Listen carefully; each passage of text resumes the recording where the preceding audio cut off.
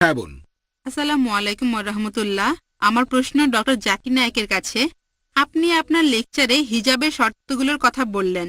প্রথম পয়েন্টটা হলো মহিলাদের পুরো শরীর ঢাকা থাকবে।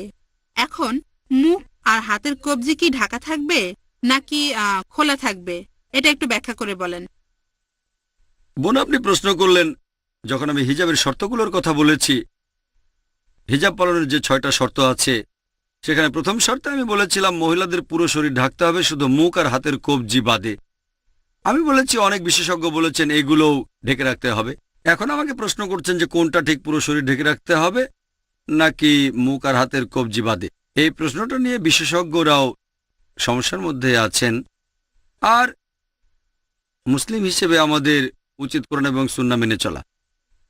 পবিত্র কোরআনে এরকম কোনো আয়াত খুঁজে পাবেন না, অথবা এমন কোনো সহিহ হাদিসও পাবেন না, নবীজির এমন কোনো হাদিস পাবেন না যেটা বলছে যে মুখও ঢেকে রাখতে হবে। আমি জানি অনেক বিশেষজ্ঞই তাদের বইয়ে লিখেছেন যে মুখ ঢেকে রাখতে হবে, আবার অনেকে তাদের বইয়ে লিখেছেন মুখ খোলা থাকতে পারে। তাই মহিলাদের হিজাবের যে সীমা, আমার মত অনুযায়ী পুরো শরীর ঢাকতে হবে, শুধু মুখ আর হাতের কবজি বাদে। শেখ নাসিরুদ্দিন আলবানীও এই কথাই বলেছেন। এটা তিনি তার ফতোয়ার বইতে লিখেছেন। সেখানে কিছু সহিহ হাদিস আছে যেগুলো বলছে আমাদের নবীজির সময়ে যেসব মহিলা সাহাবী নবীজির কাছে আসতেন তাদের মুখ ঢাকা থাকতো না। এমন অনেক হাদিস আছে, যেমন একবার হযরত বিলাল রাদিয়াল্লাহু আনহু বাজারের ভেতরে ছিলেন, এক মহিলা তার গহনা বের করল, বিলাল বুঝলেন যে মহিলা ছিল কৃষ্ণাঙ্গ।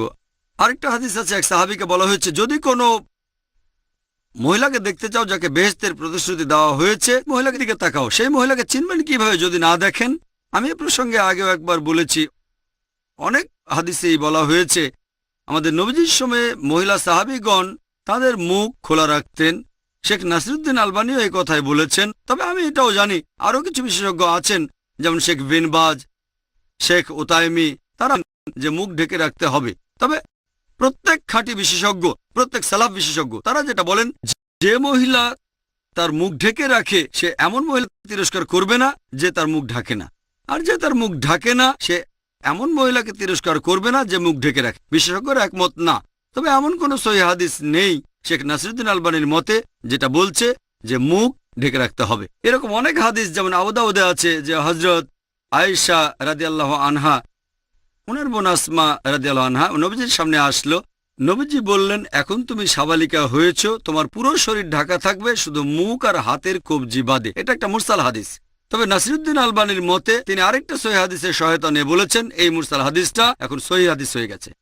তিনি বেশ কিছু সহিহ হাদিসের উদ্ধৃতি দিয়েছেন যেগুলো বলছে কোনো মহিলা মুখ খোলা রাখতে চাইলে রাখতে পারে, তাহলে মুখ খোলা রাখাটা ফরজ না, এটা মুস্তাহাব।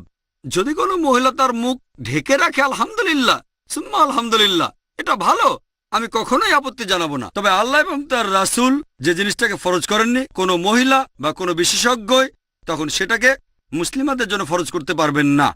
এইসব গবেষণা করে আমরা আইআরএফে এরকম অনেক গবেষণা করে থাকি। আর অনেকে এরকম মনে করে যে মহিলাদের মুখ ঢেকে রাখা উচিত। তবে যখন আমি তাদের বলি আমাকে মাত্র একটা সহিহ হাদিস দেখান, মাত্র একটা হাদিস দেখান যেখানে বলা হয়েছে নবীজি নির্দেশ দিয়েছেন যে মুখ ঢাকতে হবে, একটা হাদিসও পাবেন না। কোরআনের এমন কোনো আয়াত পাবেন না যেটা বলছে মুখ ঢাকতে হবে। কোরআনের বিভিন্ন আয়াত, যেমন সূরা নূর অধ্যায় 24 আয়াত 31, সূরা আহজাব অধ্যায় 33 আয়াত 59, এখানে বলা হয়েছে জিলবাজ, বলা হয়েছে মহিলাদের শরীর ঢাকতে হবে, বলা হয়নি মুখও ঢাকতে হবে। এমনকি সূরা নূর অধ্যায় 24 আয়াত 31 বলছে পর্দা থাকবে গ্রীবা ও বক্ষদেশের উপরে। তারপরেও আমি এটা বলি যে মুখ ঢেকে রাখাটা মুস্তাহাব, এটা করলে ভালো, তবে ফরজ না। আল্লাহ এবং নবীজি যেটাকে ফরজ করেননি আমিও করতে পারবো না।